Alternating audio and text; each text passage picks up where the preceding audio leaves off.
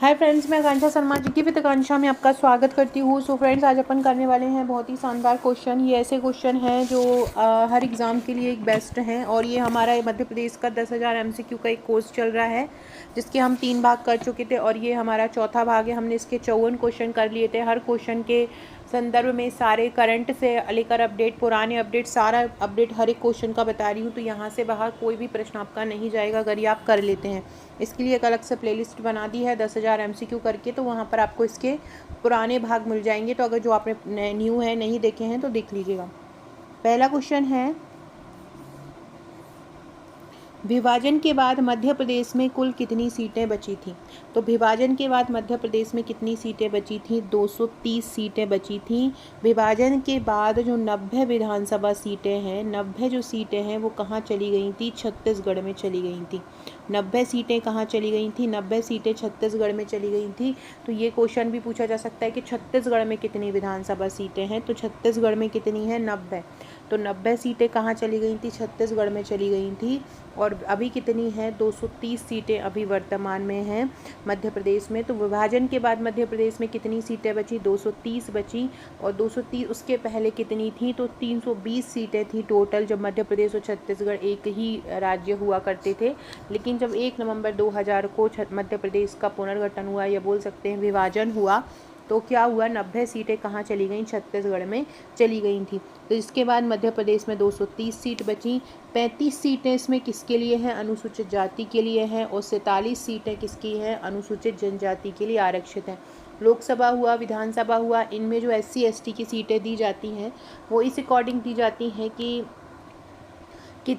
उस राज्य में उस जनजाति का या जाति का या उस मतलब उस कैटेगरी का कितना जनसंख्या में योगदान है, उसी के अकॉर्डिंग उनको सीटें दी जाती हैं। तो क्योंकि हमारा मध्य प्रदेश में सबसे ज़्यादा जनजाति रहती है, तो हमारे यहाँ 47 अनुसूचित जनजाति को सीटें आरक्षित हैं, जो कि ज़्यादा है।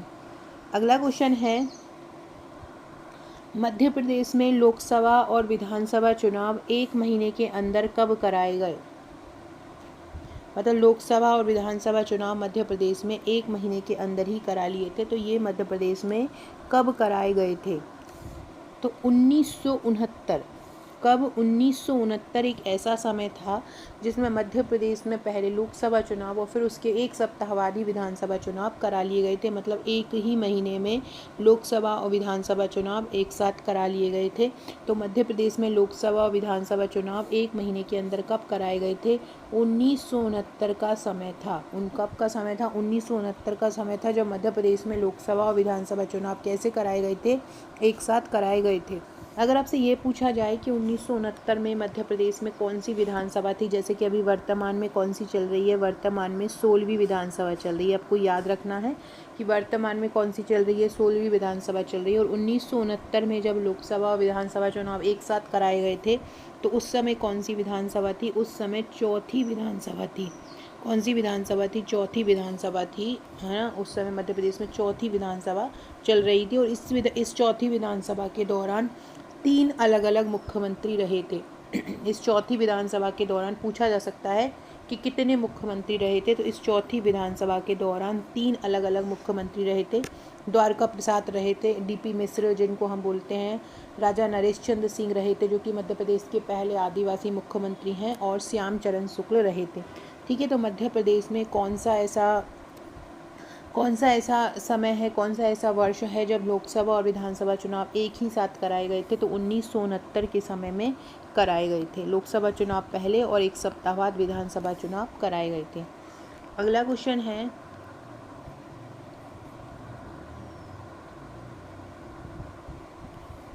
1977 के लोकसभा चुनाव में जनता पार्टी को कितनी सीटें मिली थीं?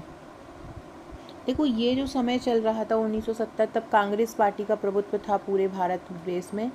अब उसके साथ ही लोकसभा में दूसरी किसी पार्टी की जो विजय हुई थी वो 1977 में ही हुई थी, जब वो BJP जनता पार्टी के रूप में ही जाना जाता था। इसको हम JP बोलते थे, जनता पार्टी को। तो 1977 में लोकसभा चुनाव हुए जिसमें जनता पार्टी को सीटें मिली थी। तो कितनी सीटें मिली थी? 39 सीटें मिली थी। 1977 के लोकसभा चुनाव में जनता पार्टी को कितनी सीटें मिली थी? 39 सीटें मिली थी। कांग्रेस के छिंदवाड़ा से केवल कुछ कमलनाथ चुनाव जीते थे। कांग्रेस के जो छिंदवाड़ा 40 सीटें हुआ करती थी उस समय, क्योंकि छत्तीसगढ़ का विभाजन नहीं हुआ था, तो हमारे यहाँ मध्य प्रदेश में 40 सीटें हुआ करती थी। विभाजन के बाद क्या हुआ कि 11 सीटें लोकसभा की छत्तीसगढ़ में चली गई और 29 सीटें हमारे पास रह गई। तो जो उस समय जो चुनाव हुए थे 1977 के, तो पूरी की पूरी सीटें ऑलमोस्ट 40 में से 39 सीटें जनता पार्टी ने ही जीत ली थी। एक सीट केवल जो थी वो छिंदवाड़ा से किसने जीती थी? कमलनाथ ने जीती थी। पूछा जा सकता है कि किस वर्ष जनता पार्टी ने चुनाव लड़के 39 सीटें जीती थी, तो 1977 भी आपको याद रखना है कि 1977 के लोकसभा चुनाव में जनता पार्टी को 39 सीटें मिली थी। अगला है मध्य प्रदेश का कौन सा जिला अनुसूचित जनजाति के लिए आरक्षित है? मतलब कौन सा ऐसा जिला है जहाँ पे अनुसूचित जनजाति पाई जाती है और लोकसभा हो, विधानसभा हो, तो इनको सभी को आरक्षण प्रदान किया जाता है। ऐसा कौन सा जिला है? तो मध्य प्रदेश का झाबुआ विधानसभा क्षेत्र हो, बड़वानी विधानसभा क्षेत्र हो, डिंडोरी हो, अनूपपुर हो, ये सभी के सभी क्या है? अनुसूचित जनजाति के लिए आरक्षित हैं। अनुसूचित जनजाति के लिए मध्य प्रदेश विधानसभा में कितनी सीटें आरक्षित हैं? तो अनुसूचित जनजाति के लिए 47 सीटें आरक्षित हैं और ये सभी जो जिले हैं ये विधानसभा से जनजाति के लिए ही लड़े जाते हैं, मतलब यहाँ से जनजाति कैंडिडेट को उतारा जाता है। अगला है मध्य प्रदेश में अनुसूचित जाति के लिए सर्वाधिक आरक्षित सीट किस में है? देखो ये जनजाति के लिए नहीं बोल रहे हैं, ये जाति के लिए बोल रहे हैं, शेड्यूल कास्ट जो रहती हैं उनके लिए बोल रहे हैं। तो मध्य प्रदेश में सर्वाधिक दो अनुसूचित जाति के लिए जो आरक्षित सीटें हैं वो उज्जैन में है, मुरैना में है और दतिया में है। यहाँ पर क्या है? यहाँ पर दो सीटें आरक्षित की गई हैं। किसके लिए की गई हैं? अनुसूचित जाति के लिए की गई हैं। अनुसूचित जाति के लिए आरक्षित की गई हैं। तो जनजाति के लिए अभी आपने ऊपर पढ़ा है, झाबुआ, बड़वानी, इनमें की गई है, जबकि अनुसूचित जाति के लिए कहाँ पे की गई है, किस जिले में की गई है? तो उज्जैन में की गई है, मुरैना में की गई है, दतिया में की गई, क्योंकि यहाँ पर जातियों का जो प्रभुत्व है या जातियों की संख्या जो है वो ज़्यादा है। ठीक है, दतिया में सबसे अधिक अनुसूचित जाति का प्रतिशत है। कहाँ पर? दतिया में। ये प्रतिशत की बात कर रहे हैं तो दतिया में सबसे अधिक अनुसूचित जाति का प्रतिशत है। एक हमारा यूट्यूब पर एक कोर्स चल रहा है जिसमें हम MP स्पेशल भी पढ़ा रहे हैं, जैसे कि ये हमारा पूरा MCQ का कोर्स है 10,000। एक हम टॉपिक वाइज MCQ भी करा रहे हैं पर्टिकुलर, जैसे कि मध्य प्रदेश के मंदिर, मध्य प्रदेश के महल, मध्य प्रदेश के तीर्थ स्थल, पर्यटन। उसमें अगला जो टॉपिक आएगा वो जनजाति का कराने वाली हूँ। तो जिन लोगों ने नहीं देखा वो हमारी प्लेलिस्ट पर चले जाइएगा। प्लेलिस्ट में मध्य प्रदेश स्पेशल नाम से आपको एक फ़ोल्डर मिल जाएगा, वहाँ पे आपको मध्य प्रदेश के सारे टॉपिक वाइज वीडियो मिल जाएंगे। इसके अलावा ये 10,000 MCQ का भी मिल जाएगा, और यदि आप MP कांस्टेबल की तैयारी कर रहे हैं तो उसके लिए भी अलग प्लेलिस्ट मिल जाएगी, और वर्ग 3 की कर रहे हैं तो वर्ग 3 की भी मिल जाएगी। इसके अलावा आप MP PSC MP FSO की कर रहे हैं तो उनके लिए भी हमारे अलग कोर्स चल रहे हैं निःशुल्क, तो आप वहाँ जाकर देख सकते हैं।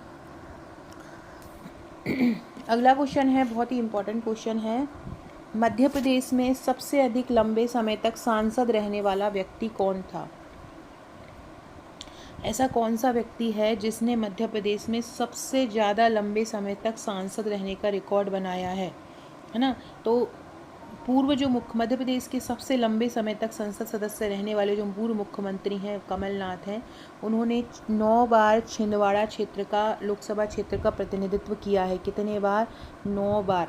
9 बार छिंदवाड़ा से ये लोकसभा चुनाव जीते हैं। 9 बार ये छिंदवाड़ा से लोकसभा सीट जीते हैं। कौन? कमलनाथ। तो कमलनाथ ऐसे हैं जो मध्य प्रदेश में सबसे अधिक समय तक सांसद रहने वाले व्यक्ति हैं। ये सबसे पहली बार 1980 में 7वीं लोकसभा के लिए चुने गए थे। सबसे पहली बार ये कब चुने गए थे? सबसे पहली बार ये 1980 में चुने गए थे।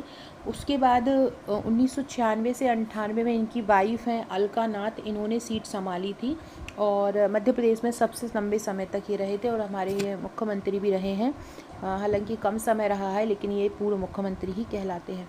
तो मध्य प्रदेश में सबसे अधिक समय तक सांसद कौन रहे हैं? कमलनाथ रहे हैं। 9 बार ये लोकसभा, छिंदवाड़ा की लोकसभा सीट से चुनाव जीते हैं।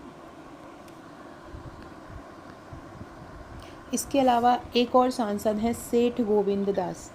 सेठ गोविंद दास की अगर हम बात करें तो सेठ गोविंद दास 50 वर्षों तक लगातार सांसद रहे हैं। सेठ गोविंद दास कब तक रहे हैं? 50 वर्षों तक लगातार सांसद रहे हैं। अगला क्वेश्चन है, मध्य प्रदेश में लगातार चुनाव जीतने वाली महिला कौन है? जिन्होंने लगातार चुनाव जीता था और ये विपक्ष की नेता भी रही हैं। तो मध्य प्रदेश में जो लगातार चुनाव जीतने वाली महिला हैं वो हैं जमुना देवी। मध्य प्रदेश में लगातार चुनाव जीतने वाली महिला कौन है? जमुना देवी हैं। ये विपक्ष की पहली महिला नेता भी हैं। 1962 से 67 से ये झाबुआ से लोकसभा सदस्य रही हैं।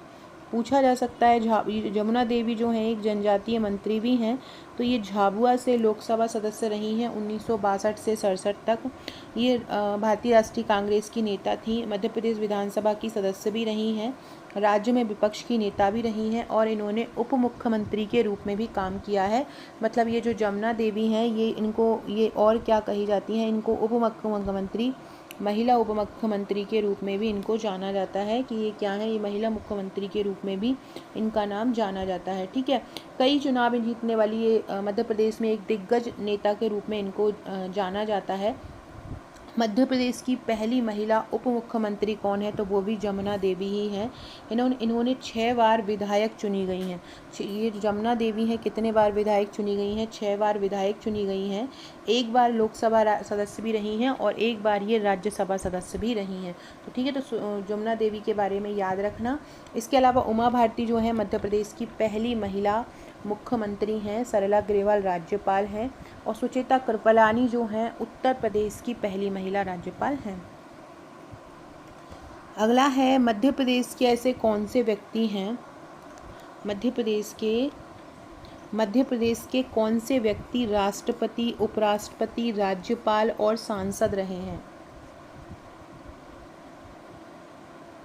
देखो, इनमें से आपको नाम से ही समझ में आ जाएगा कि अब्दुल कलाम आज़ाद तो हमारे यहाँ के थे नहीं, तो पंडित रविशंकर शुक्ल राष्ट्रपति रहे नहीं हैं। शंकर दयाल शर्मा की अगर हम बात करते हैं तो शंकर दयाल शर्मा ऐसे व्यक्ति हैं जो राष्ट्रपति भी रहे हैं भारत के, उपराष्ट्रपति भी रहे हैं, ये राज्यपाल भी रहे हैं और ये सांसद भी रहे हैं और ये हमारे मध्य प्रदेश में भोपाल के हैं। कहाँ के हैं? ये भोपाल के हैं। ये जब मध्य प्रदेश का गठन नहीं हुआ था तो उसके पहले ये जो भोपाल राज्य आता था, भोपाल जो जिला बनता था या भोपाल जो पार्ट आता था पार्ट सी में, उसके सीएम भी ये रहे थे। 25 जुलाई 1992 से ये 25 जुलाई 1997 तक भारत के 9वें राष्ट्रपति रहे हैं। शंकर दयाल शर्मा भारत के कौन से राष्ट्रपति रहे हैं?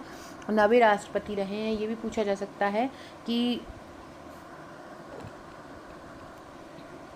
जो शंकर दयाल शर्मा हैं वो भारत के कौन से नंबर के राष्ट्रपति रहे हैं? तो शंकर दयाल शर्मा जो हैं भारत के 9वें राष्ट्रपति रहे हैं। इसके अलावा 1992 से उन्होंने राष्ट्रपति रहे हैं, उसके पहले 1987 से 1992 तक ये उपराष्ट्रपति रहे हैं। और इसके अलावा ये आंध्र प्रदेश, पंजाब और महाराष्ट्र सहित कई राज्यों के राज्यपाल भी रहे हैं। ये संसद के दोनों सदनों में सदस्य भी रहे हैं और उन्होंने भोपाल रियासत के मुख्यमंत्री के रूप में काम किया है। तो कौन ऐसे व्यक्ति हैं मध्य प्रदेश के जो राष्ट्रपति भी रहे, उपराष्ट्रपति भी रहे, राज्यपाल भी रहे, सांसद भी रहे? तो वो कौन है? शंकर दयाल शर्मा हैं। अगला है, मध्य प्रदेश में कांग्रेस कमेटी का गठन कब हुआ? मध्य प्रदेश में कांग्रेस कमेटी का गठन कब हुआ? 21 अप्रैल 1967 को मध्य प्रदेश कांग्रेस कमेटी का गठन हुआ था, जबकि जो कांग्रेस की स्थापना हुई थी वो A.O. ह्यूम ने कब करी थी? 1885 में मुंबई में की थी, है ना। भारतीय राष्ट्रीय कांग्रेस की स्थापना 28 दिसंबर को 1885 में हुई थी, लेकिन ये जो कांग्रेस कमेटियां हैं राज्यों के गठन के बाद बनी थी। 1956 में जब मध्य प्रदेश का गठन हो गया तो उसके बाद मध्य प्रदेश में विंध्य प्रदेश, भोपाल राज्यों को मिलाकर पुनर्गठन किया था और उसके बाद ये कांग्रेस कमेटी का गठन किया गया था। तो भारतीय राष्ट्रीय कांग्रेस की जो मध्य प्रदेश कांग्रेस कमेटी है उसका गठन कब हुआ था? 21 अप्रैल 1867 को हुआ था। अगला क्वेश्चन है, मध्य प्रदेश के प्रथम मुख्यमंत्री कौन थे? मध्य प्रदेश के जो प्रथम मुख्यमंत्री थे वो रविशंकर शुक्ल थे। इन्होंने 1 नवंबर 1956 को पदभार संभाला और 31 दिसंबर पद में रहते हुए इनकी मृत्यु हो गई थी। 31 दिसंबर 1956 को ही इनकी मृत्यु हो गई थी, मतलब लगभग 2 महीने इन्होंने पद संभाला था, है ना। तो 1 नवंबर 1956 से 31 दिसंबर 1956 तक इन्होंने पद संभाला था और ये मध्य प्रदेश के मुख्यमंत्री थे। संविधान सभा में भी सदस्य रहे थे और इन्होंने देश की आज़ादी में भी योगदान दिया था। उसी समय जब देश में ये सब चल रहा था उसी समय के ये व्यक्ति हैं। अगला क्वेश्चन है, अविभाजित मध्य प्रदेश के बसपा के पहले अध्यक्ष कौन थे? अविभाजित मध्य प्रदेश के बसपा के पहले अध्यक्ष कौन थे? बसपा का मतलब होता है बहुजन समाज पार्टी। बहुजन समाज पार्टी की जो मध्य प्रदेश में स्थापना की थी, वो स्थापना इन्होंने की थी दाऊ राम रत्नाकर। किसने की थी? दाऊ राम रत्नाकर ने की थी मध्य प्रदेश में। और वैसे जो बसपा की स्थापना की थी, बसपा के जो संस्थापक हैं वो काशीराम हैं।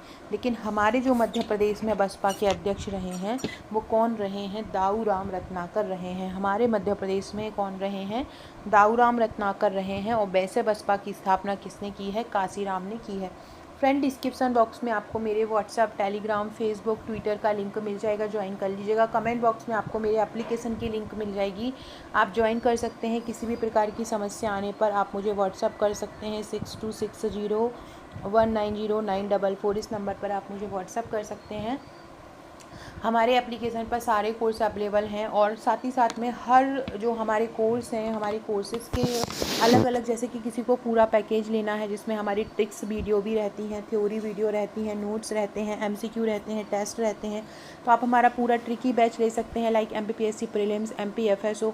या पर्टिकुलर आपको केवल MCQ पैकेज चाहिए है, आपको केवल MCQ पढ़ना है, तो आप MCQ वाला कोर्स ले सकते हैं। इसके अलावा अगर आप टेस्ट सीरीज़ ओनली ज्वाइन करना चाहते हैं तो आप टेस्ट सीरीज़ भी अकेले ज्वाइन कर सकते हैं। हमारे ट्रिकी बैच सबसे बेस्ट होते हैं क्योंकि उसमें जो कठिन फैक्ट होते हैं, जैसे कि ये भी आपको मैं MCQ करवा रही हूँ, तो ये भी वहाँ पर ट्रिक द्वारा आपको याद करवाए जाएंगे, तो आपको याद करने का झंझट ही खत्म हो जाता है, क्योंकि ट्रिक क्या होता है, लंबे समय तक याद रह जाती है। तो आप हमारा वो ट्रिकी बैच परचेस कर सकते हैं। यदि आप किसकी तैयारी कर रहे हैं, यदि आप MPPSC की तैयारी कर रहे हैं, यदि आप MPPSC की तैयारी कर रहे हैं तो हमारा 1999 में ट्रिकी बैच है। इसमें आपको सारे नोट्स हैंड रिटन बहुत ही इजी लैंग्वेज में नोट्स मिलने वाले हैं, ट्रिक के साथ सब वीडियो मिलने वाली हैं जिसमें हर टॉपिक को बहुत डीपली समझाया जाता है ना। हर टॉपिक के आपको MCQ मिलने वाले हैं, हर टॉपिक का आपको नेट टेस्ट मिलता है, ये सारी चीज़ आपको एक जगह पर मिलती हैं। इसी प्रकार से अगर आप MPFSO का हमारा ट्रिकी बैच लेते हैं तो उसका चार्ज भी हमने अभी 1999 ही कर दिया है, पहले 2999 था। इसमें भी बहुत ईजी लैंग्वेज में कठिन से कठिन टॉपिक को बहुत सरल तरीके से बनाकर नोट्स प्रदान किया जा रहा है, जो पढ़ने में बहुत आसान होगा। हर टॉपिक के MCQ दिए जा रहे हैं, हर टॉपिक का टेस्ट लिया जा रहा है, हर टॉपिक की ट्रिक के साथ वीडियो दी जा रही है। तो ये आप हमारा MPPSC FSO का कोर्स ले सकते हैं। इसके अलावा इनका जो MCQ कोर्स है वो केवल 499 में आप हमारा MCQ कोर्स भी ले सकते हैं, और टेस्ट सीरीज़ अगर आपको लेना है तो 599 में हमारी टेस्ट सीरीज़ भी उपलब्ध है। इसके अलावा यदि आप कांस्टेबल की तैयारी कर रहे हैं तो हमारा जो कांस्टेबल का कोर्स है वो 499 में है। 499 में आपको ट्रिक के साथ सारे टॉपिक की वीडियो मिल जाएंगे, नोट्स मिल जाएंगे, MCQ मिल जाएंगे, नोट्स MCQ ये सारी चीज़ आपको एक साथ मिलने वाली है एक ही जगह पर। यही पूरा हमारा छात्रावास अधीक्षक का कोर्स है। और ऐसा ही अगर आप MPTET वर्ग 3 की तैयारी कर रहे हैं तो 199 में कोर्स है, जहाँ पर सारे टॉपिक की ट्रिक के साथ वीडियो मिल जाएंगी। अगला क्वेश्चन है, बसपा का कार्यालय भोपाल में कहाँ पर है? बसपा का कार्यालय भोपाल में कहाँ पर स्थित है? तो बसपा का जो कार्यालय है भोपाल में स्वामी दयानंद नगर में स्थित है। बसपा का कार्यालय भोपाल में कहाँ पर स्थित है? बसपा का कार्यालय भोपाल में स्वामी दयानंद नगर में स्थित है। कहाँ पर? स्वामी दयानंद नगर में स्थित है। और वर्तमान इसके बात करें मध्य प्रदेश में बसपा के वर्तमान अध्यक्ष की बात करें तो नर्मदा प्रसाद अहिरवार अब हट गए हैं। अब जो वर्तमान में इसके अध्यक्ष बन गए हैं वो बन गए हैं अविनाश कुमार बौद्ध। कौन बन गए हैं? अविनाश कुमार बौद्ध बन गए हैं, याद रखना। बसपा के अध्यक्ष कौन बन गए हैं वर्तमान में? अविनाश कुमार बौद्ध जो हैं ये बसपा के अध्यक्ष बन गए हैं। अभी 2025 में ही इन्होंने ये पद ग्रहण किया है।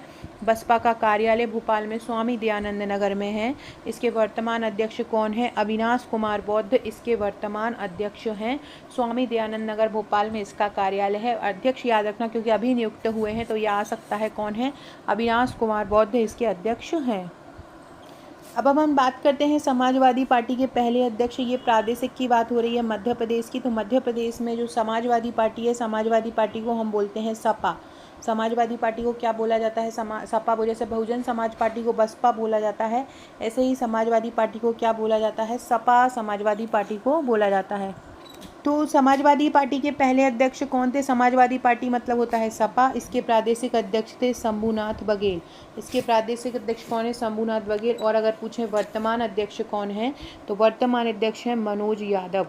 वर्तमान अध्यक्ष कौन है? वर्तमान अध्यक्ष है मनोज यादव। और जिन्होंने मध्य प्रदेश में समाजवादी पार्टी की स्थापना की थी वो कौन थे? शंभूनाथ बघेल वो थे। ठीक है, अगला है भारतीय कम्युनिस्ट पार्टी के प्रथम अध्यक्ष मध्य प्रदेश में कौन थे? लक्ष्मण खांडेकर। कौन थे? लक्ष्मण खांडेकर जो होते हैं वो मध्य प्रदेश में भारतीय कम्युनिस्ट पार्टी के अध्यक्ष रहे थे। भारतीय कम्युनिस्ट पार्टी जो है कानपुर की है। 1925 में इसका गठन हुआ था और इसका अध्यक्ष से ज़्यादा महासचिव का जो इसका पद है महत्वपूर्ण माना जाता है। मध्य प्रदेश में भारतीय कम्युनिस्ट पार्टी के प्रथम अध्यक्ष कौन रहे थे? लक्ष्मण खांडेकर जो थे वो प्रथम अध्यक्ष रहे थे। अगला है मध्य प्रदेश में मार्क्सवादी कम्युनिस्ट पार्टी का सचिवालय कब बनाया गया था? 1975, 1973, 1972, 1978। मार्क्सवादी जो पार्टी होती है, मार्क्सवादी जो कम्युनिस्ट पार्टी है, उसको हम माकपा बोलते हैं, है ना। इसका जो गठन हुआ था ये 1964 में हुआ था। भारत की बात बता रही हूँ। 1964 में भारतीय कम्युनिस्ट पार्टी के जो पहले भारतीय कम्युनिस्ट पार्टी होती थी जिसको हम भाकपा बोलते थे, ये जो भाकपा था इसका विभाजन हो गया था और ये 1964 में, और ये एक नई पार्टी बन गई थी माकपा। कौन सी बन गई थी? माकपा बन गई थी। और इसका जो कम्युनिस्ट पार्टी का जो सचिवालय बनाया गया था वो 1978 में बनाया गया था। और इसके जो पहले सचिव बनाए गए थे वो मोतीलाल बनाए गए थे। कौन बनाए गए थे? मोतीलाल बनाए गए थे। आप लोगों के लिए क्वेश्चन है, मध्य प्रदेश में पीताम्बरा पीठ कहाँ पे है? मध्य प्रदेश में पीताम्बरा पीठ कहाँ पर है? इसका आंसर सारे लोग दीजिएगा कि मध्य प्रदेश में पीताम्बरा पीठ कहाँ पर है। सारे लोग कमेंट बॉक्स में इसका आंसर दीजिएगा। सो फ्रेंड्स, ये एफएसओ का ट्रिकी बैच है। आप देख सकते हैं यहाँ पे सारा ये दिया गया है। ये प्रीलिम्स का ट्रिकी बैच है हमारा और ये सारे टॉपिक्स, वीकली करंट अफेयर्स, सारी कुछ तैयारी यहाँ पे कराई जा रही है। ये प्रीलिम्स का एमसीक्यू बैच है। 25,000 प्लस एमसीक्यू का रैपिड फायर 499 रुपये में है। ये एफएसओ का एमसीक्यू कोर्स है। 499 इसका चार्ज है। पार्ट ए और पार्ट बी दोनों तैयार होंगे। और ये कांस्टेबल का ट्रिकी वर्दी बैच है। एमपीजी के सामान्य ज्ञान, विज्ञान, करंट अफेयर्स, ये सारा कुछ यहाँ पे कवर करवाया जा रहा है। पीवाईक्यू है, अनुच्छेद है, संशोधन है, एमपीजी के हैं। चार्ज ओनली 499 है। तो आप में से जो भी हमारे ये बैच लेना चाहते हैं मुझे व्हाट्सअप कर सकते हैं। फ्रेंड्स, अगर आपको एप्लीकेशन डाउनलोड नहीं होती है तो आप मुझे व्हाट्सअप भी कर सकते हैं, वहाँ मैं आपको लिंक दे दूँगी और आप सारी जानकारी मुझे ले सकते हैं। नंबर अपना ज़रूर अगर मेरे पास व्हाट्सअप पर सेव करवा दीजिएगा, वहाँ से आपको सारी जानकारी इन्फॉर्मेशन मिलती रहेगी। इसके अलावा आप हमारे टेलीग्राम और व्हाट्सअप को ज्वाइन कर लीजिएगा, वहाँ पर आपको वीडियो की PDF मिलती रहेगी। मध्य प्रदेश के जो राजस्व मंडल है उसका मुख्यालय कहाँ पर स्थित है? मध्य प्रदेश का जो राजस्व मंडल है उसका मुख्यालय ग्वालियर में है, जबकि भोपाल में वल्लभ भवन है और जबलपुर में उच्च न्यायालय स्थित है। तो राजस्व मंडल का मुख्यालय कहाँ पर स्थित है? राजस्व मंडल का मुख्यालय ग्वालियर में स्थित है। अगला क्वेश्चन है, मध्य प्रदेश का सचिवालय कहाँ स्थित है? अब मध्य प्रदेश की राजधानी क्या है? भोपाल है। जाहिर सी बात है कि जब जो राजधानी होगी वहीं सचिवालय होगा, वहीं पर सचिव बैठेंगे। तो सचिवालय को वल्लभ भवन के नाम से जानते हैं। सचिवालय को किस नाम से जाना जाता है? सचिवालय को वल्लभ भवन के नाम से जाना जाता है। और ये सचिवालय कहाँ पर स्थित है? मध्य प्रदेश का जो सचिवालय है भोपाल में स्थित है, अरेरा हिल्स में ये स्थित है। यहीं पर मुख्यमंत्री, मुख्य सचिव और अन्य सरकारी विभागों के कार्यालय हैं। पूरा राज्य का जो प्रशासन है वो यहीं से ही बनता है। ठीक है, 1956 में ही इसका गठन हो गया था। तो सचिवालय कहाँ पर है? मध्य प्रदेश का सचिवालय वल्लभ भवन के नाम से कहाँ पर स्थित है? भोपाल में स्थित है। सो फ्रेंड्स, ये था हमारा आज का वीडियो। आशा है वीडियो पसंद आया होगा। वीडियो अच्छा लगे तो लाइक शेयर सब्सक्राइब जरूर कीजिएगा, शेयर कीजिएगा। Okay friends, thank you.